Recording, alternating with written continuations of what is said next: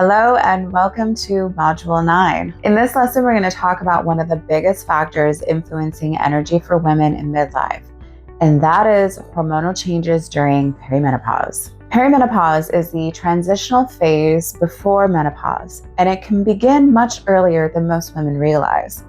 Many women start noticing changes in their late 30s or early 40s, sometimes even sooner. One of the most important things to understand is that during perimenopause, hormones don't simply decline in a nice straight line. Instead, they fluctuate up and down, sometimes dramatically. These fluctuations can affect nearly every system in the body, including sleep, mood, metabolism, stress tolerance, muscle recovery, brain function, and of course, energy levels. Let's talk about a few of the major hormones involved. First is progesterone. Progesterone is often the first hormone to decline during perimenopause. Progesterone has a calming effect on the nervous system and plays an important role in sleep quality. When progesterone begins to drop, many women start noticing things like difficulty falling asleep, waking during the night, and feeling less rested in the morning. Even if you're technically getting enough hours of sleep, poor sleep quality can quickly lead to fatigue and brain fog during the day.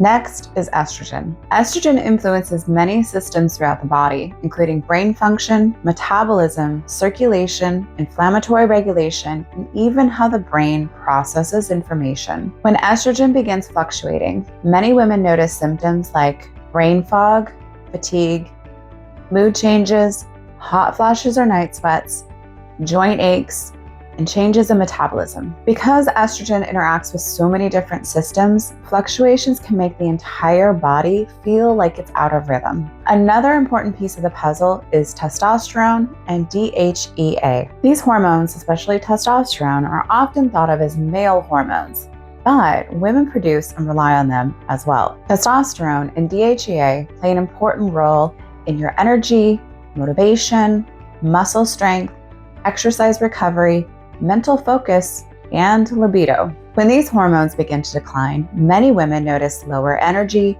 reduced motivation, difficulty building or maintaining muscle, longer recovery after workouts, and often lower libido. Many women tell me they feel like they are working harder than ever with exercise and healthy habits, but they're seeing fewer results. This can be incredibly frustrating. Another piece that often gets overlooked is the relationship between stress hormones and these precursor hormones. DHEA is what we call a precursor hormone, meaning the body can use it to produce other hormones like testosterone and estrogen. When the body is under chronic stress, the adrenal system may prioritize producing cortisol from the DHEA, which is the primary stress hormone. When that happens, the body may divert more of these precursor resources towards stress hormones instead of building the hormones that support energy, muscle recovery, and mojo. Over time, this can contribute to the feeling that your body just can't keep up anymore. Many women describe feeling like they're doing everything right,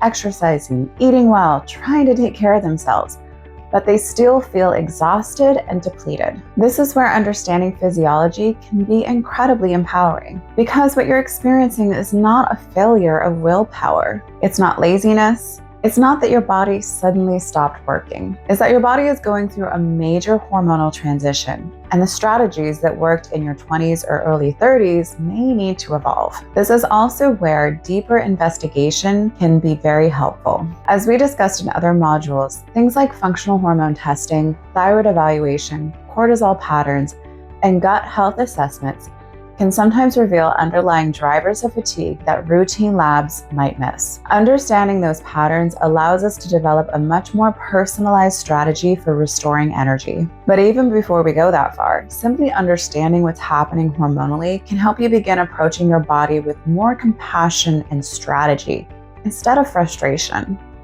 For some women, this stage of life may also be a time to begin discussing hormone replacement therapy, or HRT. This is not something every woman needs or chooses, but for many women, it can be incredibly helpful depending on their symptoms, their goals, and their overall health history. That's a conversation that should happen with a knowledgeable provider who understands midlife hormone health, so you can decide together what options make the most sense for you. There are also herbal and nutritional approaches that can help support the body during this transition.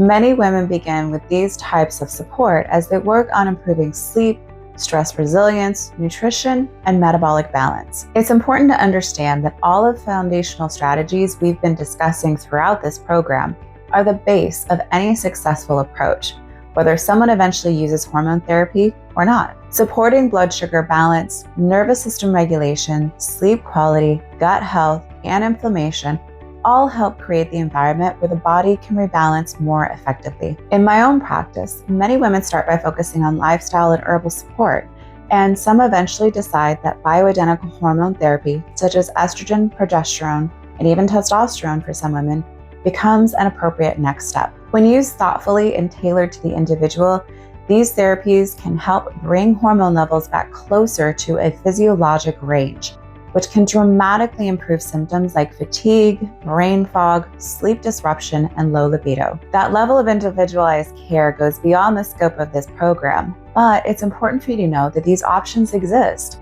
and that there are many different ways to support the body during this transition. The most important takeaway here is that you don't have to just push through and suffer. There are tools, strategies, and supports that can help you feel like yourself again. In the homework for this module, you'll take a few minutes to reflect on how hormonal patterns may be influencing your own energy. This awareness is one of the most important first steps. Once you understand what's happening, you can begin making changes that actually support your body instead of working against it. In the next module, we'll begin pulling everything together and helping you identify your personal energy patterns using your energy map. I'll see you in the next module.